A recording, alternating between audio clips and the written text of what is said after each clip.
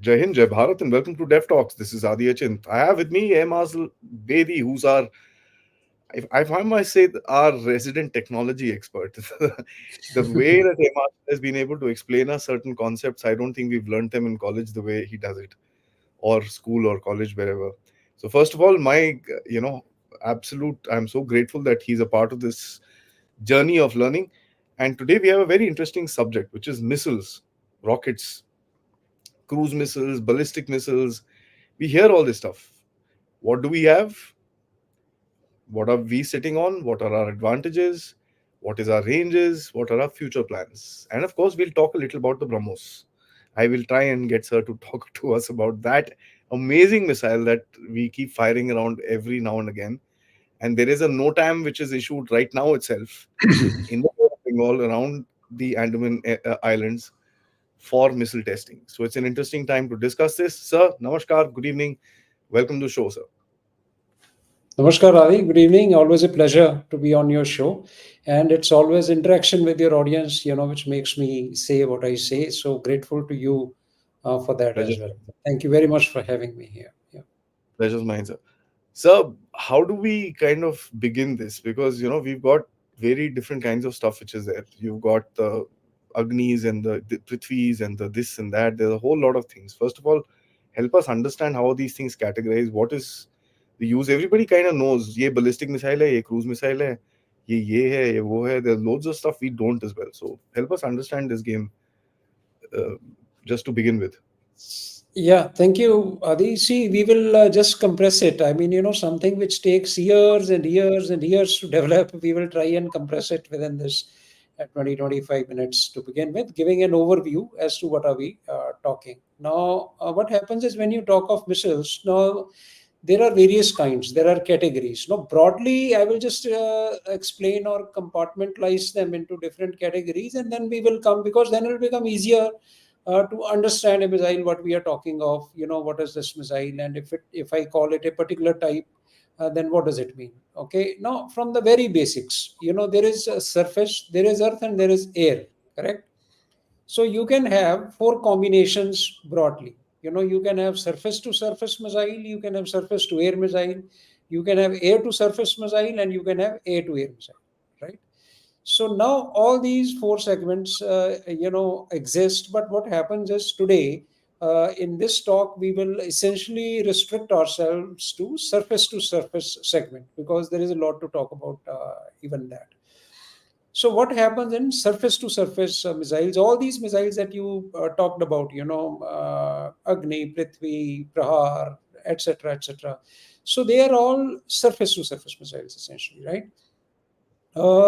Where technology comes, we will see a bit of air to surface missiles if we, touch upon just to explain a particular technology. Now, what happens is, so having said that okay, we will talk surface to surface missile. Now, then comes what type of missile this is. Like you said, is it ballistic missile? It is cruise missile. Ballistic missile essentially means, as the word means, that it is ballistic. It goes ballistic after some time. Not from the word go. It has to be taken to a very high up in the altitude, and you will see the kind of altitudes we talk about when we discuss different missiles. So from there, it is taken up there, and from there, it just travels under gravity. It goes ballistic. Okay, so that is why it's called ballistic missile. It covers a lot of ranges. I mean, that its trajectory is defined based on how much range is it supposed to cover. Okay, and cruise missile essentially is which breathes. That means it takes air from the atmosphere. So you would understand that if something has to take air from the atmosphere, then it essentially has to stay in the atmosphere, because it cannot take air from where air is not even there. So the essential difference is that ballistic missile now goes ballistic. It does not take air, every fuel, etc. It carries off its own. Whereas cruise missile carries just the fuel and takes air from the atmosphere. So you would appreciate that the first difference will it come is that cruise missile can be made much lighter because it's not carrying the oxygen part of it, the oxidizer. It just carries fuel. But how it is different, we will come to the specifics of it. What are the intricacies? Then we come that what kind of range the missile has. Is it a very long range missile, or it is a short range missile, or is it a medium range missile? When it comes to ballistics, you have intercontinental, in ballistic missiles, you have intermediate range ballistic missiles, you have short range ballistic missiles, or even tactical kind of ballistic missile. And now, when it comes to cruise missile, you have subsonic cruise missile like Tomahawk, or we are also developing one, or you have supersonic cruise missile, which is BrahMos, like you said. Okay, and in the future there will be hypersonic cruise missile. So all these are cruise missiles which essentially have an engine. Hmm. Initially, they may be using a rocket, to gather certain speed, but somewhere the engine, they carry their own engine, so they carry fuel, take air from the atmosphere, and then they cruise to their target. Okay, speed, of course, depends what type of missile is. Then, when we talk of what kind of fuel they carry, there are two kinds of fuels, liquid fuel and as well as solid Solid fuel. fuel. Hmm. Okay, solid propellant. Liquid fuel essentially means there is a fuel and there is an oxidizer separately, and it's mixed in an engine and burned. Okay. Principle of propulsion is same in both, which is rocket. That is Newton's third law of motion. Every action has an equal and opposite reaction. जैसे दिवाली का rocket है, वैसे ही same principle.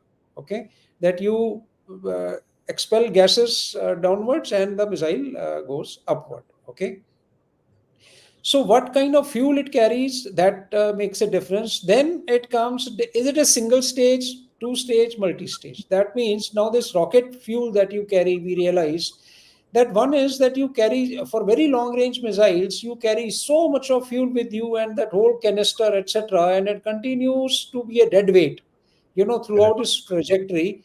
Then you're losing on the potential. So now the developments came that they said, okay, whatever is spent, just discard it. So you can have a single stage, you can have two stage, you can have three stage, depending on what kind of missile are we talking of. So these are the differences in them. Okay. Then it comes to warhead. What kind of warhead is it carrying? Is it carrying conventional warhead, or is it carrying a nuclear warhead?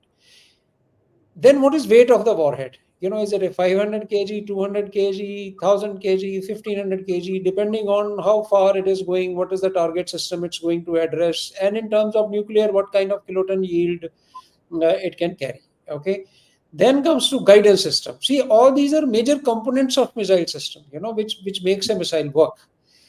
So guidance system, is it only inertial nav guidance system, or does it carry a GPS update along with it? See what happens in inertial navigation. It's a very simple way of measuring or navigating. What happens in inertial navigation is, just for some viewers, who may be interested in knowing, you have accelerometers.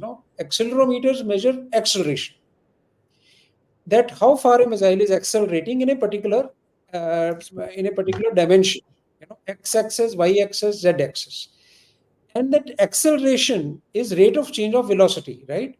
So if you integrate that acceleration with respect to time, you will get velocity, and velocity is what? Distance into time.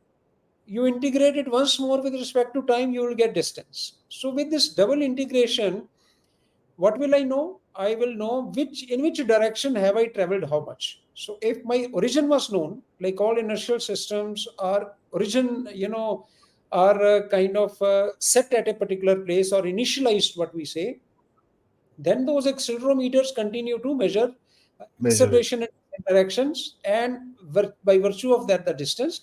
So ultimately, if I know that I traveled this much in this direction, this much in this direction, so I can compute that where I am. But a lot of errors come in that. Why? Because these accelerometers have their errors, and the gyro gimbals. You will appreciate that a missile is going up, down, tumbling, etc. So this accelerometer has to maintain its orientation. So those errors cause in. So any error which comes in is going to give you error in distance. So these inertial nav systems are known to drift. Now advancements have come. There are ring laser gyros have come, which are far more accurate, but still the inaccuracies prevail. And then you come up to with GPS updates. There is a GPS. So after some time, the GPS takes periodic update, and it updates that inertial system. So it carries on. And then, is it enough to have only that much guidance, or you need terminal guidance as well? That means, let's say a missile has reached its intended place. Now it's millions of dollar worth missile gone far off to target, and now if does not hit the precise target, then it's a waste. So some missile will have terminal guidance available to locate the target. For example, Tomahawk kind of missile, anti-ship missile.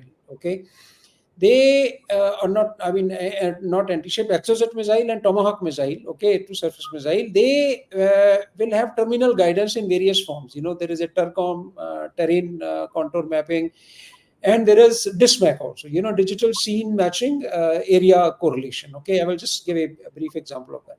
So all these technologies are loaded in a particular missile, and then a missile takes shape. Okay, so it's a long process. That is why, and India, its program, started way back in 1983. Then, initially there was a weapon development team. Then there was integrated missile development program, and then finally RCI and DRDL. All these things form up, and now we are in a very, very advanced stage. And then along with that, space technology was taking shape. Which was a big boost to our, those rockets, launchers, SLVs, etc., started coming up, which gave rise to our maturation and or maturity in missile program. Okay. Now, I just in a nutshell, I'll tell you what India has. If you can switch on my presentation, please. Can you? Yes, sir. This is India's ballistic and cruise missiles. Okay, in a nutshell, what happens is, on the left side there is BrahMos, which is a cruise missile, and Nirbhaya. Okay, ranges are given. And just to say, other day when we were talking of that drones, and we were talking of its length. Now these missiles themselves measure about 20 meters long. It's almost like a 7-story building. Okay, on the right side, I think this is a cut, and their weights are almost like 50 tons, something like that. Okay, तो देखने में ये लगती है कि ऐसे ये missile launch हो गई. Okay, not so much of it goes into these missiles. Okay, now what you see is, let's talk from broad area to smaller area. So this on the background is mapped. This slide is courtesy CSIS. I've just for academic purpose I'm using it. Now this is India shown. From here these are different ranges. So you will see that we are not bad in covering the area. Much comfortable. Now, how effective that is, that we will come to see. So different ranges missiles are there. Actually, our development had started from Prithvi. That Prithvi missile which we made earlier, Prithvi 1, it was a liquid propellant. It was a copy of Devil missile, S-75 of Russia. I mean, copy when I say, inspired from there, let me say it. Okay, so when we made it, why did it use liquid propellant? Because they were not very comfortable whether we will be able to hold or what should I say, absorb or manage solid propellant. Problem with solid propellant is that its grains, that fuel and oxidizer are mixed with each other, correct? They form one grain, and those grains have to be so fine that if there is a minor discrepancy or minor disturbance in that grain formation, it can go haywire. That missile, जैसे cheap, Diwali rocket, you know, if when a rocket malfunctions, it can just take off in any direction, right? So that is, they were not very sure that will you be able to carry the solid propellant under our hot, humid conditions and kind of transport, transporting conditions, that whether it will stay or will it go disarray. So we started with liquid propellant. One major advantage of liquid propellant is that you can control it. See, solid में क्या है कि एक बार आपने आग लगा दी तो फिर वो गया, right?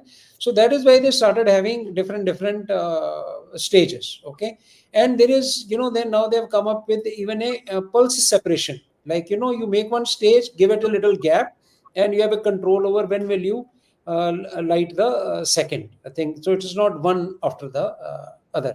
Okay, so we started with Prithvi, then Prithvi 1, Prithvi 2. They were initially 150 kilometers range. Then we kind of aborted it, and Prithvi 2 came up. Then Prahar came up, the next version which army is using now. Okay, which is a solid propellant. Okay. Then Agni thing started. Agni started with this was the major program, apna na Agni set of missiles. Okay, it was a short range ballistic missile. About 2007, it matured with us. Solid state, I mean solid fuel, and it was a SLV 3. That space launch vehicle 3.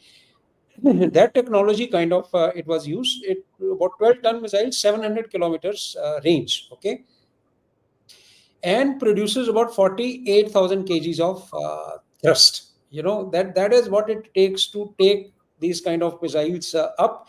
And when we came to Agni 2, then that became a medium range ballistic missile that is about 2,000 kilometers of range, and it started using two-stage solid propellant. Okay, warhead about 1,000 kgs and 20-meter long missile. Okay, and initially, they had only inertial nav system, because all these, some of them were made for strategic use, so accuracies were not really that important. Okay, but now with conventional targeting, when they started having conventional warheads, then it became important. So iron and GPS, like I explained, that updates started getting into this. Okay, and then thrust vectoring system. How do they maneuver? Maneuver means not necessarily to defeat the thing, yeah, but at those speeds, ballistic missile very, very fast, yeah. So you can't maneuver that missile aerodynamically now, because there are no aerodynamic loads. You see, at 100 kilometers, there is no air, so there is no aerodynamic load which is developing. So, like lower atmosphere missiles, which can develop some aerodynamic loads, so your fins can work. There, you have to use thrust controls. Thrust control is means varying its thrust in different directions. That is how the missile turns left, right. Okay, so little bit fins are there to control it, but because ultimately it has to come in the atmosphere, right? It doesn't stay all the way up. So those fins are there to control it when it's in atmosphere. But yeah, you May are I lost. say, sir, there is also gas release which happens to change the directions, That right? that is what thrust control is. What happens Okay. is on the side. So you thrust control means vectored thrust, what we call. So Vector you thrust. Okay. Hmm. so you if this is a rocket, so if I release gas or a rocket thrust through this will turn it like this, or in the opposite Understood. direction, whichever way, yeah. So now this is what happens. So they keep on improving. That what kind of basic. It just sounds very simple. Okay, either say thrust nikal do to udhar mud jayegi. It's not that easy. Yeah. It Yeah. needs a lot of engineering. Okay. So then what happened is your this Agni 3 came up, then intermediate range, about 3,500 kilometers, and two-stage, again, solid propellant. And now, just to tell you how high they go, this Agni 3 missile, for example, about 1,500 kgs of load, goes up to 350 kilometers to 500 kilometers of apogee up in the atmosphere, higher than the satellites are operating. So it is that kind of apogee it goes, and from there it comes down. Okay, and this missile is about 50 tons, and what happens is uh, its first stage. Okay, it sees 30,000 kg propellant only. Okay, 48,000 kgs weight. Okay, of the missile, out of which about 42,000 kgs propellant only. Okay, 30,000 kgs first stage, which produces about 100 thousand kgs of thrust. Means now you see, if the missile is standing on ground, what is taking its weight? The ground, correct? Its entire weight is supported by ground or by earth. If, let's say, 50 tons missile, let's say, just to give an example, if I just have to lift it slightly above the earth, means I have to make it like that there is no weight on the earth. Okay, so how much thrust will I have to produce? 50 tons, correct? So that 50 tons will balance its 50 tons, and it will be just off the earth, means earth will not feel any load. But it have to take it up now, then you need much more extra thrust. So what happens is you need minimum 2g acceleration, twice the weight. So that is why about 100,000 kgs of thrust is what it needs, double that of that, so that it accelerates upward. Now, as the fuel keeps getting that, keeps burning, but the casing is there. It's a steel casing, which can take that overpressure. Mm.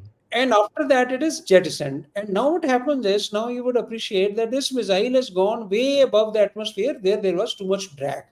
Firstly, it had two things happened with this missile. Firstly, it had too much of weight, about 30,000 kg extra weight, and then it was in thick of atmosphere, where the drag was hell of a lot.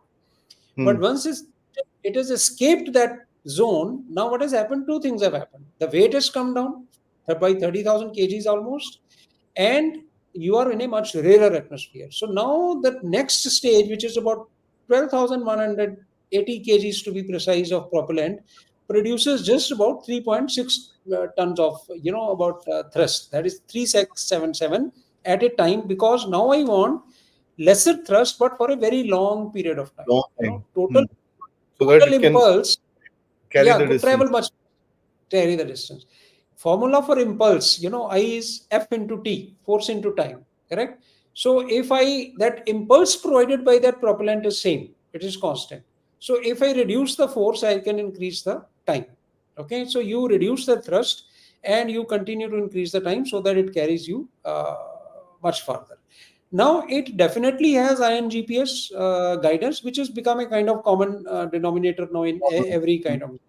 Mm. But there is terminal seeker also. Now I must, caution, not caution, rather submit to your audience that a lot of details about these missiles are very, very secret. They do Ah. not want to disclose. We are understanding more of technology here. What kind of seeker does it have? What is the accuracy of that seeker, etc. Because ultimately, defense of this missile or success of this missile is in the confidentiality of what it is carrying. Because if you know the dynamics of what it is carrying and what it works on, what wavelength, etc., then it becomes easy to defeat that missile. So this is kind of very secret information, but it suffices to say, and what I'm covering is entirely from open source, from this various articles and papers written, and some press releases by DRDO itself. Okay. And then that Agni 4. Now what happens is, these, every time you start a new project, you have to give it a name, even if there is a minor modification, right? So Agni 4, what it did, it had about 4,000 kilometers of range, and what it did, they increased the dia slightly from 1 meter to 1.2 meters, and they made it enlarged first stage. It was not the same kind of first and second stage.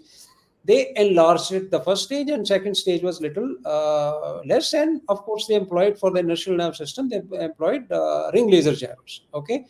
And now improved thrust vectoring. So every element that you're working on, okay, you are improving the performance of the missile, and it becomes a newer version. And Agni 5 now is a kind of intercontinental ballistic missile, about 8,000 kilometers, depending on various conditions, 5,000 to 8,000 kilometers. And again, about 50 tons of missile, and has now, because it has to go that far, it has a three-stage solid propellant. Okay, like we covered, first, second, third stage, and very large missile, 2 meters dia. Can you believe it? I mean, just imagine yourself, 2 meter is Meters. 6.6 feet. Yeah. Okay. 6.6 feet. I mean, almost a tall, like, tall basketball player. Okay. That is a dia. Okay. And another thing, what is happening with the Agni 5 is that they made canisteroid version of it. You know what is canisteroid version? That means, you see now that missile is lying, all the missile launches that we see here, sometimes they show it is lying outside like a rocket, and it burns up and, gives a lot of plume and it goes up, right? Canister में क्या है? It is in the canister. So gases eject that missile out, and after it is out of the canister, like BrahMos is also canistered version. Ah, So okay, it understood. comes out of the canister, ejects out, and then lights up. So there is a lot of load which is saved on the environment, which is below it, so that it does not burn up a lot of things, and also it saves it from environmental conditions. Yeah. Okay, so they're in canister, easily transportable. It's one entity. Okay, so you take it from one place to another, put it there, etc., etc. Okay, and it's ready to kind of launch. You don't have to put it together. Like when we were talking of liquid and solid propellant, another advantage of solid propellant was that it's always ready to light. Liquid fuel you have to prepare. First of all, you need a fuel which stays liquid at ambient temperature. Not like cryogenic kind of conditions. Okay, so it could be kerosene, it could be this, etc. But solid propellant is always ready. You just have to light the fire and it's ready to go. But liquid engine has to be prepared because it's liquid pouring. You can't keep it like that. So the time to launch was much more in a liquid kind of propulsion than solid. That is why solid has become very very popular. Okay, and it is much cheaper to function now. Whether it has MIRV, what we call multiple independently targeted re-entry vehicles. Now problem with ballistic missile, what happens is like re-entry into the atmosphere. Now it's when it's leaving the atmosphere, it's at a relatively low velocity, so it does not heat up so much. But when it has gone to, let's say, 350 300 kilometers, from when it is diving down ballistic, it is very very high speed, 7 8 Mach, 9 Mach at times. Now when it re-enters the atmosphere, that re-entry, it creates a lot of heat, friction, kinetic friction. That is the problem with hypersonic missile, that cruise missile is taking so much time because you have to manage that heat development. Now, in missiles, it's easier to manage because you can have a heat shield which gets heated up, gives up, and sorry, pardon me. You give it away. Sort of. You say that okay, I'll discard it, and then the missile continues. And every ballistic missile in the terminal phases will come down to lower Mach numbers, to about 2.5 to 3, for various other reasons, because sensors don't work at very high Mach numbers. There are plasma effects come in. There are the IR seekers or any kind of seeker is very difficult to work at those 2000 degrees kind of temperatures. That is what the temperature rises to when a re-entry takes place. Now, these ballistic missiles, when we earlier were talking with respect to hypersonics, we said that okay, they follow a fixed trajectory. Okay, if they follow a fixed trajectory, then what happens is they can be targeted. You know that where is it going? The ballistic missile defense can handle them. But now, if it's a maneuverable warhead, maneuverable not with respect to a missile coming, but it changes course at different places. Every time it changes course, it will lose energy. Okay, because you don't know, whether missile is going there or going there. The defense guy is Fox, but it is coming at a price. It is coming at a cost that the range suffers because every time it uses some thrust to change course, or some other means to change course, it loses energy. Okay, so there are multiple warheads can be put in one missile. There is a Russian missile can carry up to 16 warheads, which can fall as far as 1500 kilometer apart from one warhead to another. So now you can imagine what kind of area it can cover. Okay, Why would you need something like that? I mean, it's just it is to saturate the air defense, you see, because it's one versus against so much. So now whether this missiles will have that kind of technology or not is not really known. Okay, so what happens is but MIRV is not easy. What I said, it sounds very good. Okay, it sounds like, again, coming to your Diwali or New Year's celebration, that something goes and then bursts into many small yeah, flares. yeah, Okay, yeah.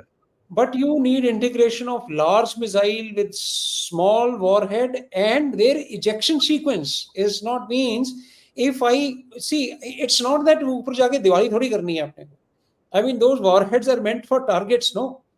So from a single place, the targets are at different places. How am I going to jettison each warhead at what stage? What is going to be their sequence depending on missile's position, etc.? Is a hell of a lot of technology.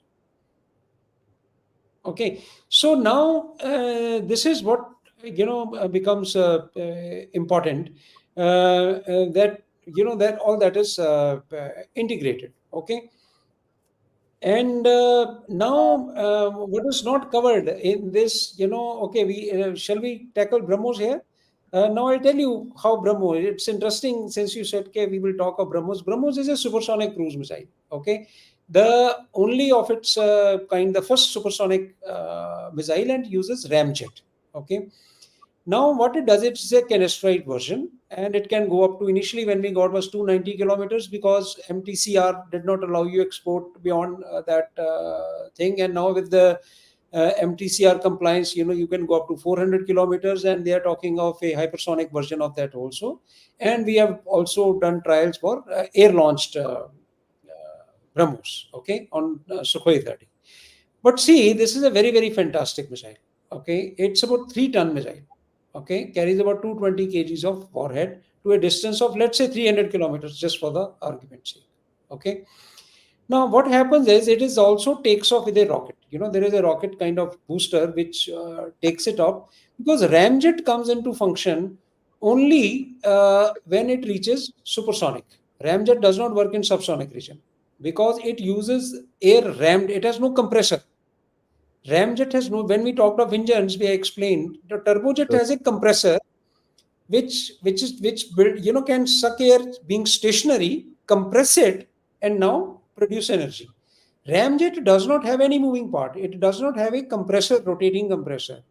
What does it use? It uses the pressure of air coming. So it has to move so fast that air rams into it. That's why the name ramjet. Okay. So when air rams into it, that pressure, through shock wave, a supersonic flow will cause shock wave. So when you decelerate a shock wave, it increases, the pressure increases. That is the increase in pressure it uses to burn the fuel. Okay. it's Now it what has to goes. be taken that, yeah, there are various, where it impinges, how do you create a normal shock wave, because the flow behind a normal shock wave becomes Yeah, subsonic and increases in pressure. it'll Okay. reduce as it goes forward. Yeah, it goes forward, but the pressure keeps on increasing, the velocity reduces. Okay, and now when it is burnt, it expands and gives you that thrust in the same way that jet engine gives. Okay, so that is why it retains the name jet, but ram, since the air comes ramming into it, that's why the name. So that comes into picture. Now this missile goes up to a height of about 15.5 kilometers on a pre-planned trajectory by you. If my target is at a place, I can plan it that you will follow this A, B, C, D, E navigation points and go to target like that. Basically, to keep that element of surprise, that from the launch or from its initial trajectory, you don't come to know where is it heading. Okay, 15.5 kilometers altitude it goes to, because it needs air. It does not go beyond that. It needs air to breathe. Okay. That is why the no time, because most of your aircraft are flying in that kind of regime, not 15 kilometers, but when it goes, through that area and it has to sustain itself, it's transiting for a longer period of time through that medium where your normal airliners are flying at 36,000 feet. 360 is a common altitude, for these aircraft to fly, or 330, 33,000 feet, etc. So now, depending on this, 15.5 is also not sacrosanct. It will gain the altitude depending on where the target is. Okay. So now what happens is when it goes and it's proceeding towards target, it has two modes of striking.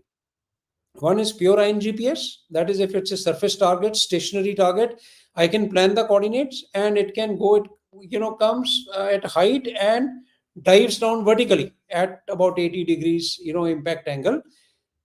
Or it has an RF seeker, like, for a naval version, for example, ship is, you can't feed the coordinates of a ship. No, it's not going to be there where you thought it would be. You will know the general area of the target, and the target would have moved by some distance by the time missile reaches. So its field of view is sufficient enough to cater for that movement, of maximum movement of that ship from the time you got the intel and you launched this missile, that it will pick it up, and then through its RF seeker it will go and hit that target. Okay, beautiful piece of technology. What happens is, it if you see it, it goes like that, and then it rotates depending on which direction it has to go. It has to go this way or this way or that way or this way, so it rotates.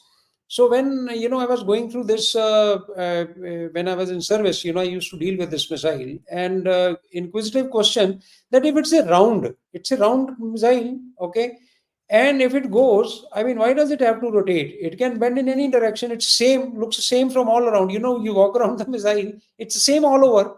So why should it rotate to go in this direction? Why can't it just bend in that direction? But the problem is, there is a GPS seeker and there is a radio altimeter. So depending on the direction that it has to go to, it has to align itself so that the radio altimeter stays below and the GPS seeker stays above. So it just can't bend in any direction. So radio altimeter, what it does is low altitude mode may, when RF seeker it going to imply, it can follow the terrain, go very low level and hit the target. Okay, so that radio altimeter caters for its low altitude maintenance. Okay, so this is in a nutshell BrahMos, but supersonic we are developing Nirbhaya. I mean, it's in the final stages. Some tests have been done. It's about 1,000 kilometers range, but it will be subsonic. Cruise missile on the lines of Tomahawk. Again, what kind of seekers, etc., they come in is anybody's guess. But invariably, the cruise missiles have a much better accuracy because you can manage them better. Okay, they can be maneuvered better. They can carry better seekers, and they are easier to maneuver. Then we have these submarine launched ballistic missiles also, Sagrika. If you can get back to that slide.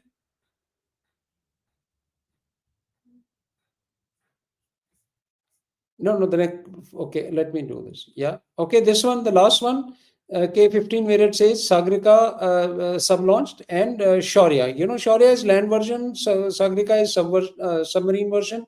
So the ranges are about 700 kilometers and 3,500 kilometers. Very, very confidential kind of development. One missile which is not mentioned into this is, this Pralay. Okay, this is Pralay missile launch, which also has taken place recently. Okay, a lot of details are not known, but they have done the tests on this. Okay, so this is as far as our missiles are concerned. Now, just to give you an idea, this is what I said: ballistic and cruise missile. This is how ballistic missile I have trajectory sorry, is. sorry, I have a short video that I can show the audience for. I Sorry. just downloaded a video for the BrahMos. So, if with your Okay. permission, can I just show Yeah, that please. little? It's an eight Yeah, second yeah, clip. yeah.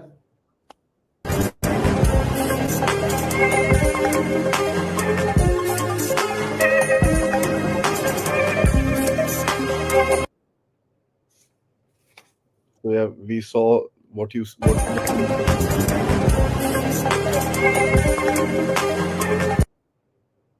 I mean, literally goes out, turns, and Yeah.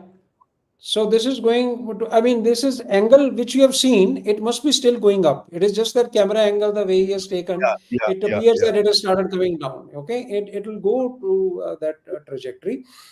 So cruise, that low altitude mode, what I said is, like this lower curve that you find cruise missile ka, this is how, because it's breathing, air breathing. Okay. Now, just to give you an idea, this is what is this? This is DISMAC, what they call digital scene matching area correlation.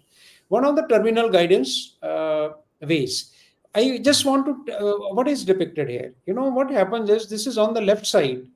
You see normal area which is mapped. Now, digital scene matching is that you tell your missile or your seeker what are you going to see there.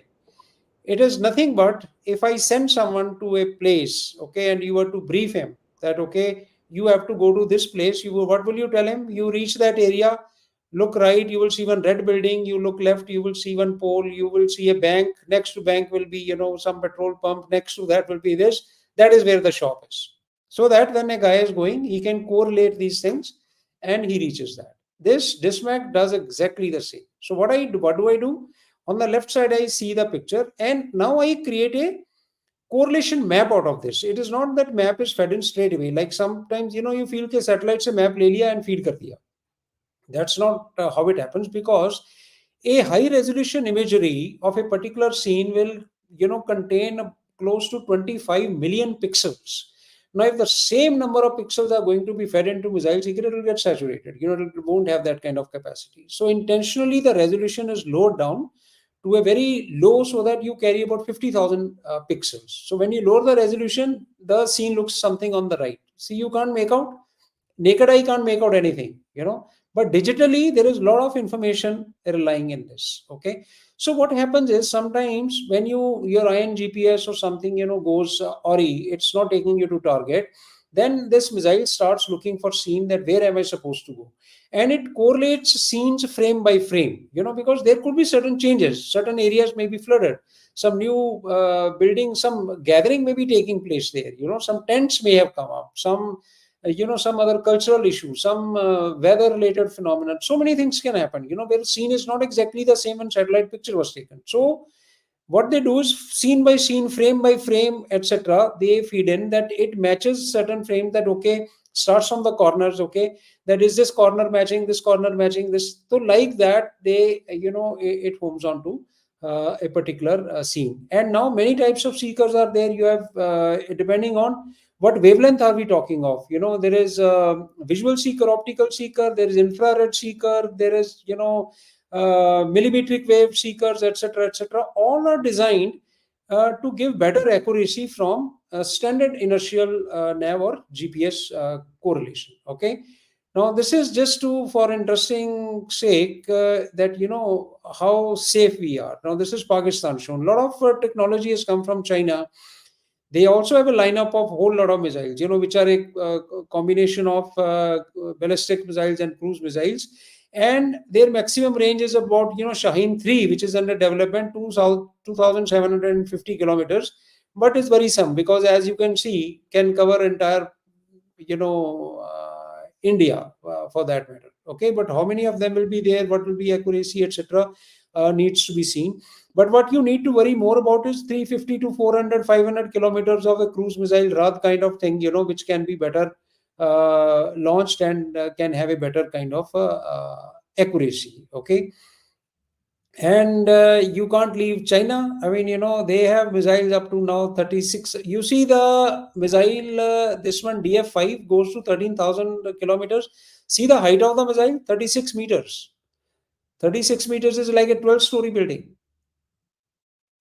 Okay. And but the range, it is of course 13,000 kilometers. It will target almost halfway through the globe. Okay, from any one direction. Okay, so here is one picture. It won't fit in, and then he has shown the other side of area, that how far this thing, and it can't even fit in the curves. You see, so this is kind of whole scenario, the way it plays out as far as these missiles are concerned.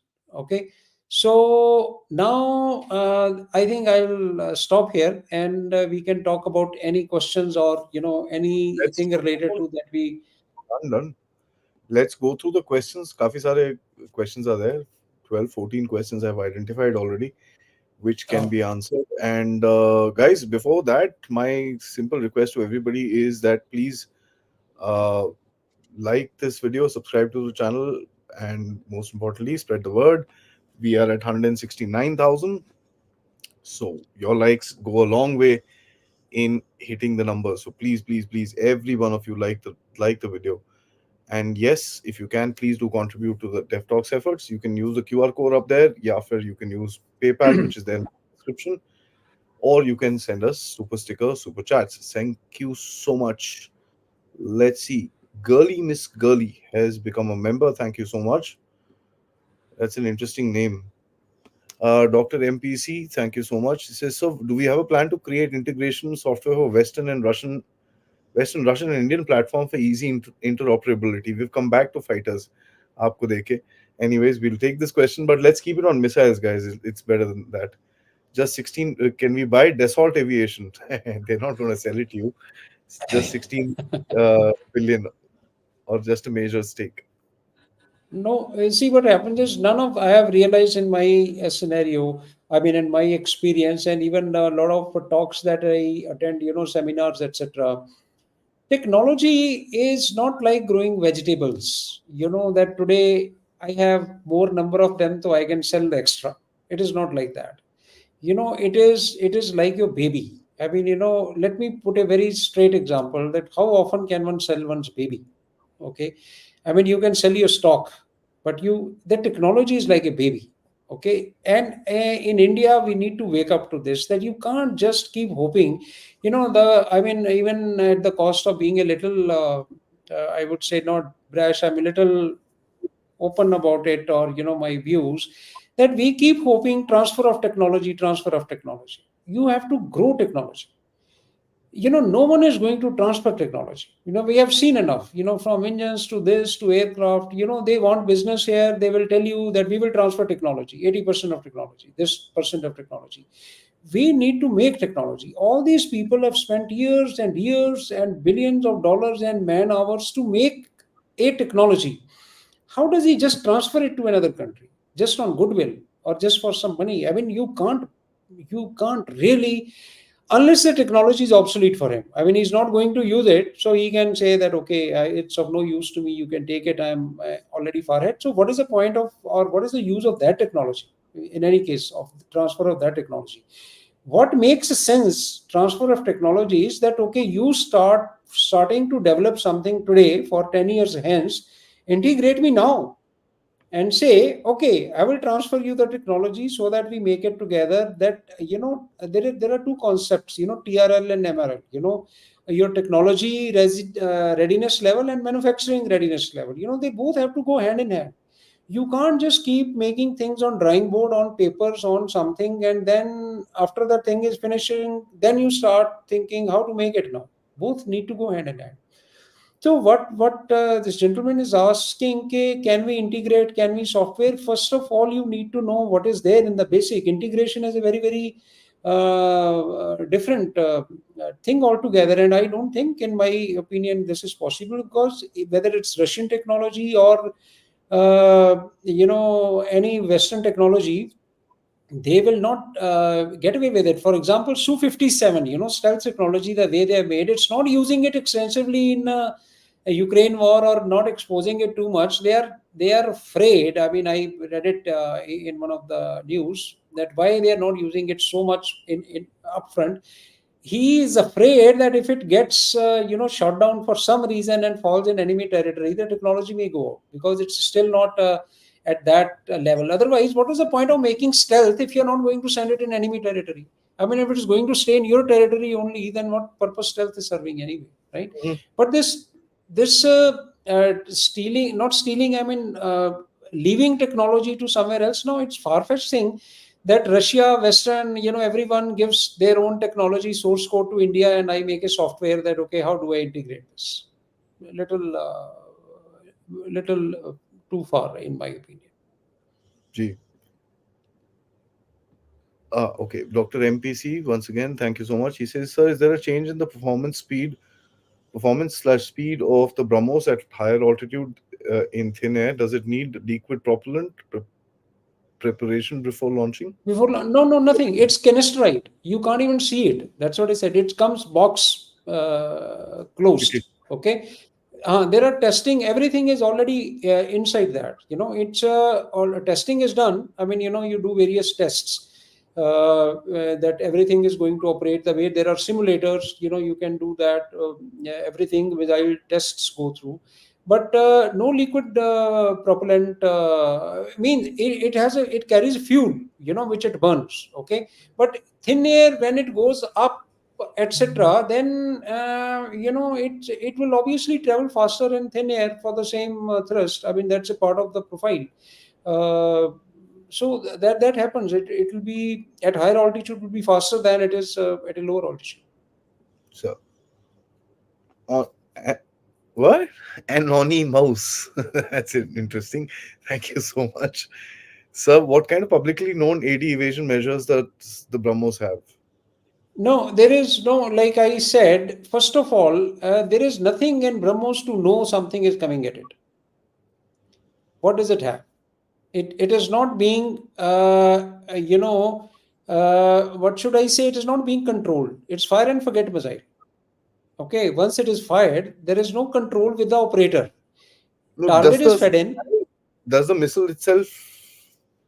Missile itself is maneuverable. That is what cruise missiles are capable of. So its trajectory is unpredictable. It is very difficult to chase a supersonic missile. I can, all ballistic missiles and supersonic and all these kind of missiles which are at, or hypersonics tomorrow, their main, why were ballistic missiles more vulnerable? Because when I said that trajectory is predictable, it is not that now you start chasing a missile, you will never catch it. You have to come in between the missile. Okay, you have to start from a point and intercept the missile in a way that you are going to meet it at a point. Last time when we were talking, I had given an example, and even at the cost of repetition, I said imagine a racetrack. Okay, racetrack. And let's say a very, I mean, why let's give an example of our homegrown athlete. Let's say PT Usha is running 400 meters on the track. Okay, I'm somewhere in the center of the track. Okay, just imagine yourself, and someone tells me now you have to catch her. Okay, now I start running after her. Will I ever catch her? I'll never catch her. Okay, now if I have to intercept her, I have to start my journey towards a point where I know that she is likely to be after so many seconds, and I can cover this journey in so many seconds to that place. While she's traveling a much larger arc, I will travel a shorter distance and be at the place where she's likely to be. Because I know her speed, because I know her path, she's going to run only in that much. So I can fairly predict where will she be after so many seconds. So I can position myself at that place in so many seconds. That is how interception takes place. But now, if she was going to change track in between, let's say she was allowed to change lanes, you get my point, then you can be missed, no? So this Mm. BrahMos, what it does is, it, when I plan the trajectory, how do I plan the trajectory? I have to be very, very careful to know where can an intercept come from. So my intelligence will tell me where are the air defense units of enemy lying, what is their capability. Okay, now it's a cat and mouse game. So I plan a trajectory for my target, that okay, you will go to this place, from here you will go to this place, from here you will go to this place, and it's fairly fast missile. And close-in weapon systems don't really work. They can work, I mean, after all, not that you are not going to intercept them. Okay, the ballistic missiles have been intercepted, and people are planning defense again, all these kinds of missiles. Okay, but a missile cannot, it's not an aircraft. You get my point? Aircraft means there is a pilot, there is a loop, or a UAV, or which is being controlled, that he sees the threat and he maneuvers to avoid it. Missile is launched, it's going on a predetermined trajectory. If something starts coming at it, it's not that okay, it sees this and changes course. Because there is no input like that. Dr. MPC, thank you so much. Can a missile be used to deliver a mini AVAX like drone to an inactive theater quickly to assist in BVR engagements? Yeah, I to assist in. I don't understand the last part. To active theater quickly to assist in VVR engagement beyond visual range engagements, in the sense, uh, AVAX like drone. But the function of AVAX is different. Now we are mixing up things here. AVAX like drone means that AVAX has to have its own radar, airborne warning and control system is AVAX. And it can't be in that drone, and that radar is going to be interpreted. Then somebody, yes, you are launching, you can definitely launch your eyes in the air at a far off distance very quickly. In fact, one of the functions of hypersonic missile is ISR. If it is ISR, that means I want to see enemy territory very, very quickly, and I'm not bothered about losing that drone. Missile launched is gone in any case, correct? So if I launch a drone, which even if targeted after a while, doesn't really matter as long as it has given me quick intel. Because first of all, it will take me ages to take a drone to that place, okay, that quickly. And but I want to see what is there, so I can launch a relatively cheap drone, or carried by this missile into my theater very, very quickly, which gives me some kind of intel which is required in that 5-10 minutes. And now it will be picked up, some missile will be launched, something will happen, it will be shot down, fair enough, that's okay. But it would have given me very, very valuable intel. So that kind of concept is there. I mean, AVAX, I think, is a loosely used term, but probably he meant that can it really give you some kind of idea in that area through these kind of missiles? Yes, of course it can. But caution is, you're not going to spend again millions of dollars without that missile doing any harm onto the ground target. then you have satellites telling you things. So dual purpose, yes, I would appreciate in if I have a technology that along the way it releases some a drone like that, but continues to its target where it's likely to do some damage. Otherwise, they are very very costly missiles. 30 to 50 crores is one BrahMos missile. So I'm not going to launch 50 crores worth missile just to put But one these are drone also there. precision missiles. They're not to be launched in just any scenario in a battlefield. These are precision Yeah, yeah, yeah. strategic missiles where Precision. you're No, going they to are. hit a command sector, a I'm ship, or something like that. You're not going to launch it on just a battlefield scenario. and yeah, yeah, they are not tactical in nature. You see, what happens is, and I'm sure they're the responsible people or the people who are going to use these missiles would have done their target study in any case. That what kind of targets are they going to take on? What is etc. etc. So all this, I suppose, would have been catered for, in my opinion. So they will be launched as per that. Sir, are there rumors about? There are rumors about the Surya missile. If it's classified to reveal, then I take back my question. Your call, Yes, sir. at Shaurya, what I call is calling Surya, I think referring to Shaurya, that Sorry. same, Sagrika and Shaurya, they are details are classified. It just says that they are under development. Even I don't know much about 16,000 kilometers is what the presumed range is supposed to be. it. Open Yeah, I source. mean, somewhere it says, 8,000, somewhere 50. What happens is if it says 1,500 kg warhead, 1,000 kg warhead, you want to increase range, lower the warhead, put more things. I mean, take it higher up, etc. So many combinations possible to probably the way ranges are increased. And essentially, since details are confidential, so that is why we are not really able to judge that.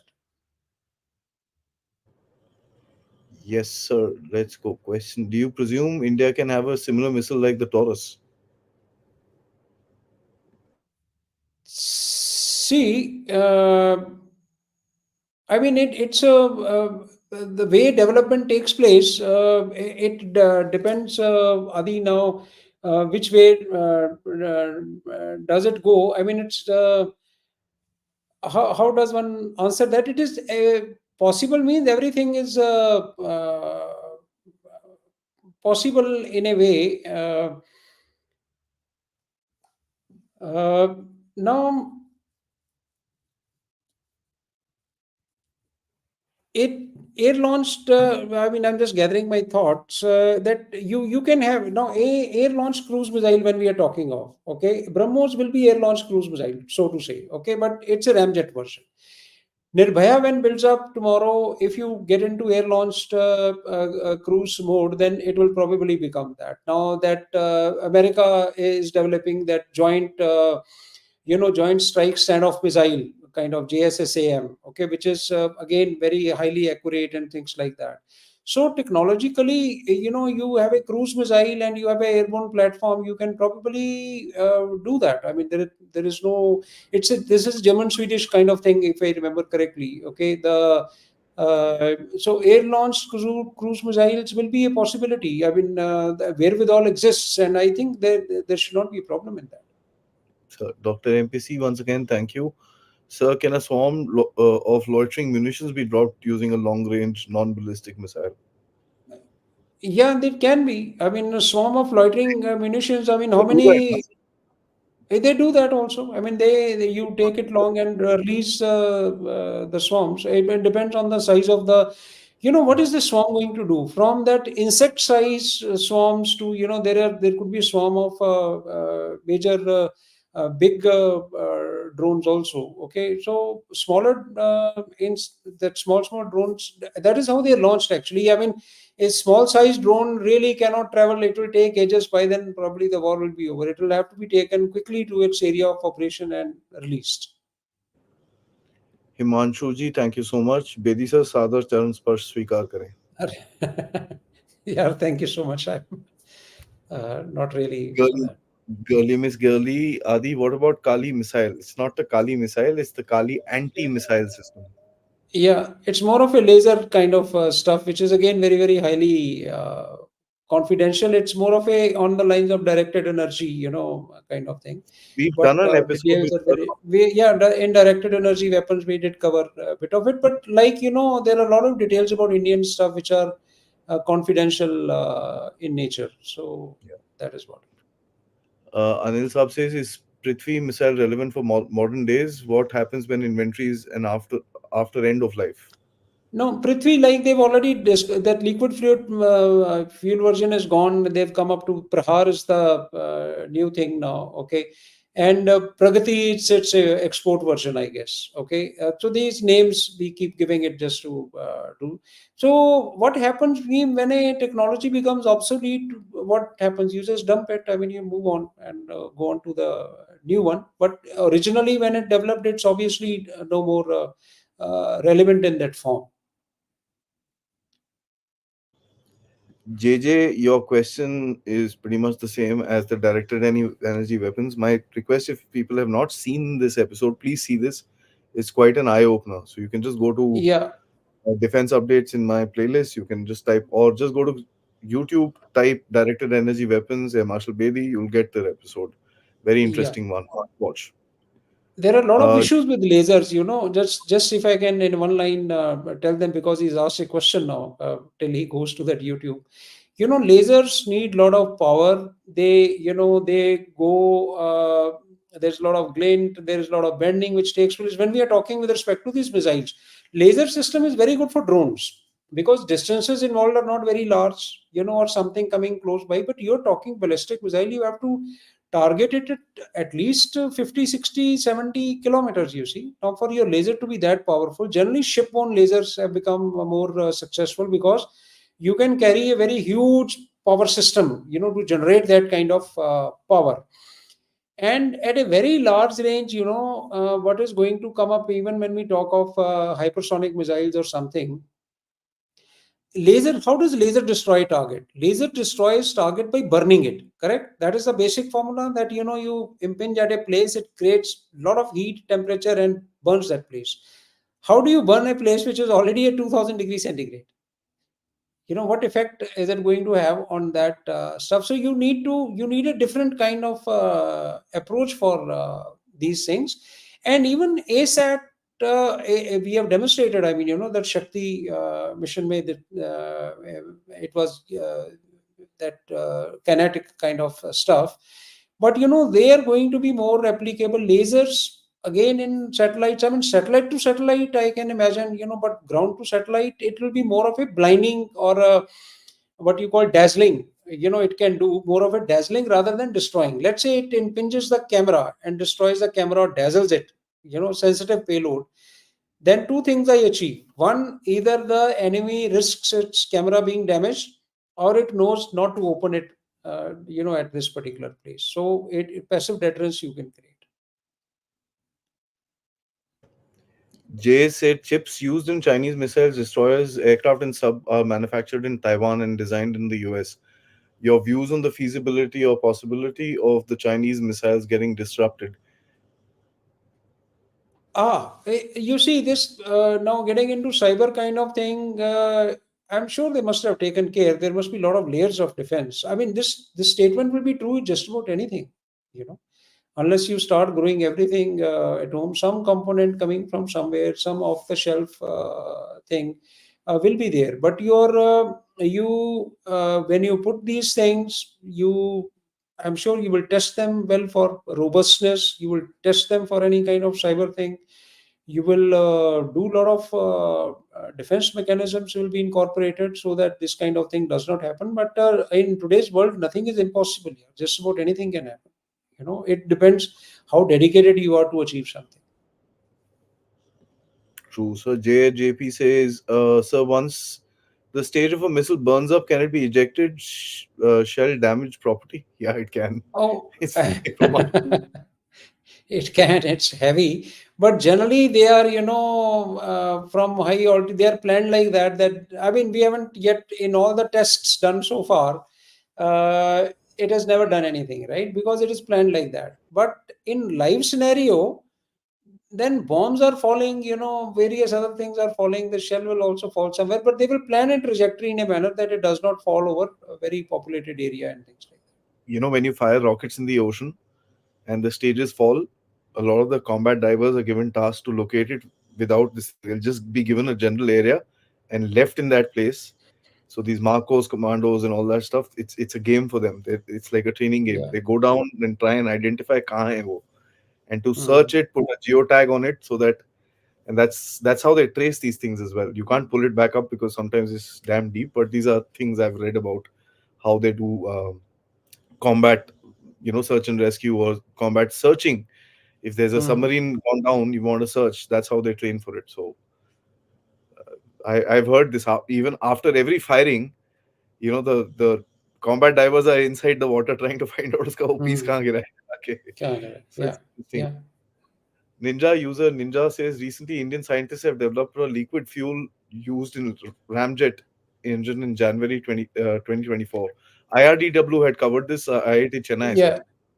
Yeah, and what happens is these liquid fuels. There are a lot of experiments being done. They are kerosene based. They are, its cooling properties are much better, and the same thing is going to be used in our hypersonic program also. Which is being developed. So there is a TRL at different level. In fuels wise, we are quite comfortable. They have not only for ramjet, even for scramjet, they have.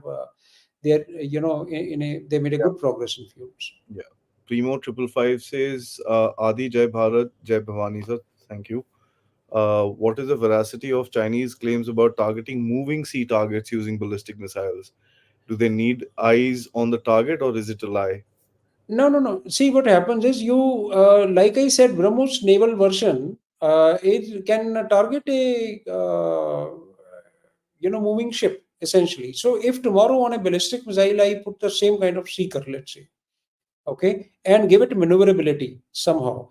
See, the difference between BrahMos is it is developing power all the way till it hits.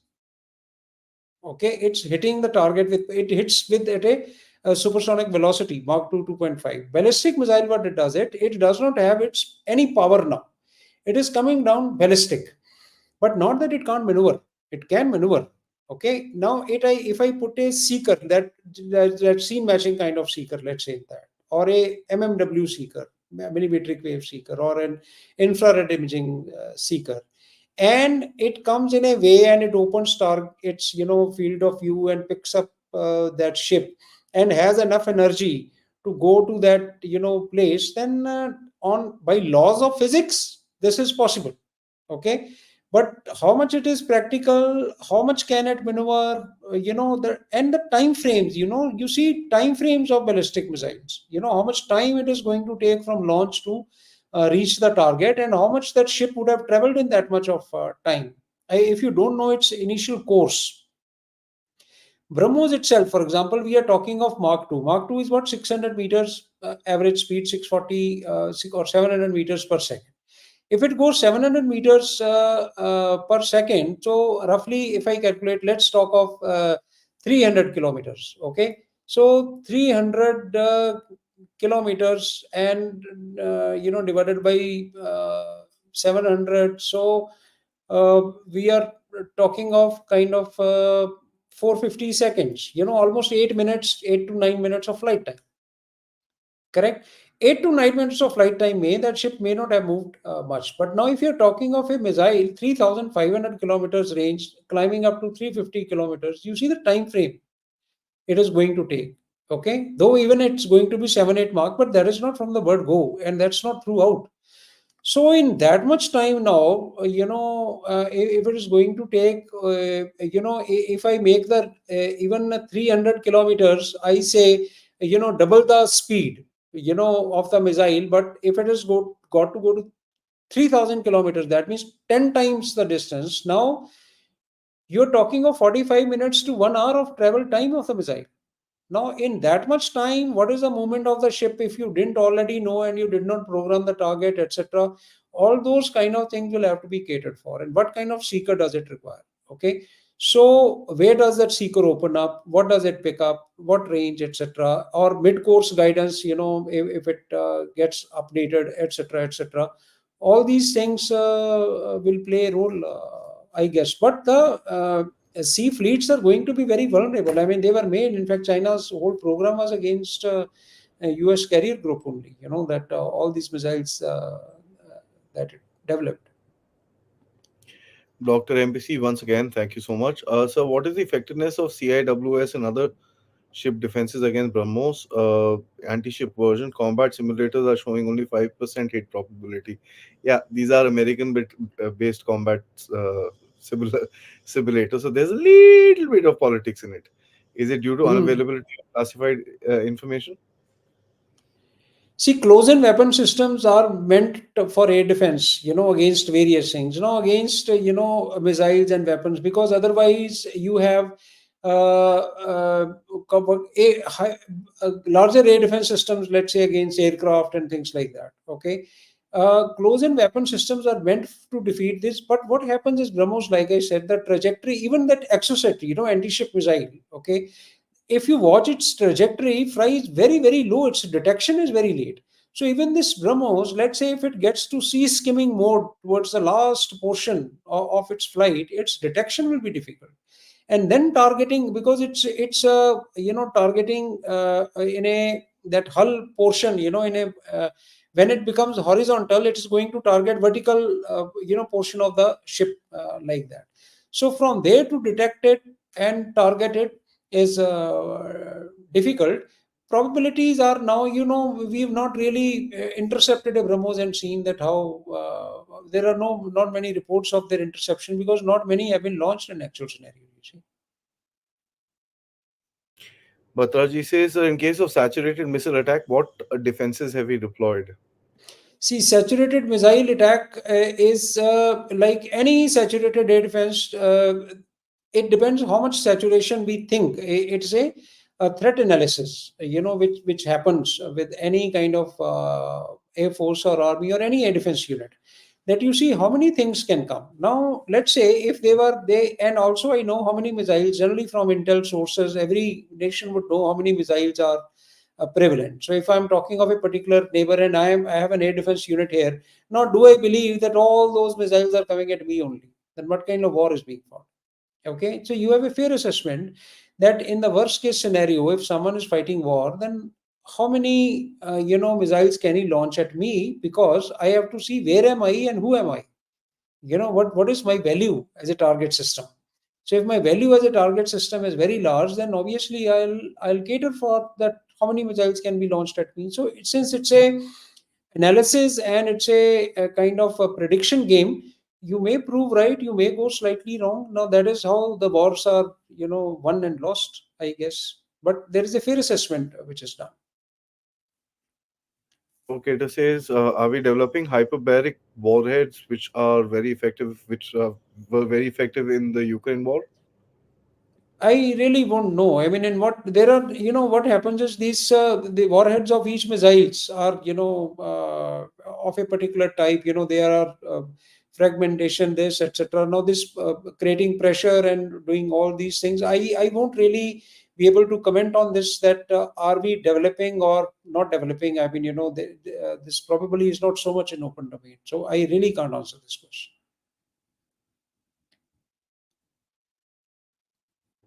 Anonymous, once again, thank you so much. Says, sir, could you talk about DRDO Smart and BrahMos 2 missiles? Are we close to having an operational hypersonic cruise missile? Oh, the taking the last question first, not really close. I would say there is no one is close to incidentally having a hypersonic cruise missile. Even Kinzhal, what we talk is a aeroballistic missile. It's not a cruise missile. Cruise missile, hypersonic cruise missile. It is agreed that must have a at least 1,000 seconds of scramjet operation, because when you launch a hypersonic missile, it is not hypersonic from the word go. There is a even the test that we did, which came up, that HSTDV, hypersonic technology demonstrator vehicle. It was taken by an Agni missile up in the air, and then it released it. It when it reached that, it was taken to Mach 3 plus value, where scramjet becomes effective. Then we achieved, some seconds of time. China is ahead of everyone, and they have reached about 600 seconds of scramjet operation time. Okay, US is still not there, because they are talking of different versions. Okay, now, so we are not very close into this, but it will come up. How close we need to be, what are our threats, scenarios, etc. That's a different thing. But BrahMos 2 hypersonic, again, it depends on what do we want to buy. Are we wanting to develop it here, or are we just on going on the same model on which we went on the BrahMos 1? But even that, in my opinion, may be little far away. They have talked about it. They have said we will develop BrahMos 2. I mean, Russians themselves have said that we will do that hypersonic version. So when it comes, we will see. I mean, it will have to have scramjet. You see, that is the whole issue. Okay, but not really close on that, I guess. Last question, as per se, and two more comments after that, sir. Salil says, sir, in your opinion, what could be the reason for the failure of the recent SLBM test by the British submarine? What is the life of one ballistic missile if produced today? I mean, before you begin, sir, that video was. I felt so satisfied inside when I saw that video. Sorry. No, no, no. Again, reasons. I guess. I mean, I can't really sitting here. No one can. I mean, detailed analysis would be probably done. They would give out some details. They will not give out some details. It is not that tests don't fail. Okay, uh, tests fail. Okay, that is why they are called tests. Otherwise, if it's not an operational launch, that is how development takes place. These are development points, in my testing points. Something works, something does not work. So I think, see, from that point of view, life of a ballistic missile, everything depending on what is the life of the grain, how was it packed. So the manufacturer will specify it, that okay, this is the life of this missile. And that is how these training missions are done, that anything which is reaching its expiry, okay, you start using it for training purposes, or you start launching it and start validating and things like that. A lot of other, air to air missiles or other missiles follow the same route. They have a shelf life, and they have, you examine them, then see how more can you use them. And once you are sure that it is not going to be beyond its reaching its expiry date, then I just don't bury it. I use it for training. You make I muscle fight like R60 ka missile. This is how our pilots are being trained. And last comment, sir, very interesting comments. IMF is also working on a supersonic missile for Pakistan. Warhead is filled by 100 into $100 notes. Your thoughts? Funny one, sir. And only Probably, Darshan yeah. says, thank you so much. I'm an engineer and I learned so much listening to you. Also, thanks for your Indian Air Force service. Indeed, sir. Thank you very much. Thank you, Mr. Darshan. A pop up. I think he's really enamored by your talk, sir. Thank you so much. Once again, it's your thoughts on Iran's Fatah terminally maneuverable hypersonic ballistic missile. Hypersonic Oh, ballistic. all ballistic missiles, by virtue of their speed, are hypersonic. But they are. We are essentially, when we talk of ballistic missile, hypersonic missile, we are essentially talking of hypersonic cruise missile. Fatah is not. I mean, like I just said, no one has made a hypersonic cruise missile classical as yet. Okay, so. And now the game of hypersonic, or even these missiles which are coming up, is to introduce a kind of maneuverability, into them, to increase their survivability. So any missile which is not going to maneuver is not going to survive, because that will be easy to target. So every missile will have some kind of maneuverability. How much, these details are very, very, very secretive and confidential. If I could know that how much this missile can maneuver, and in which direction, and when, and after, what is the scheme, then what is the point of doing it? So that is the whole game in this. Sarjeet, thank you so much. That was a very, very, very, very, I mean, interesting episode. Maza aa gaya.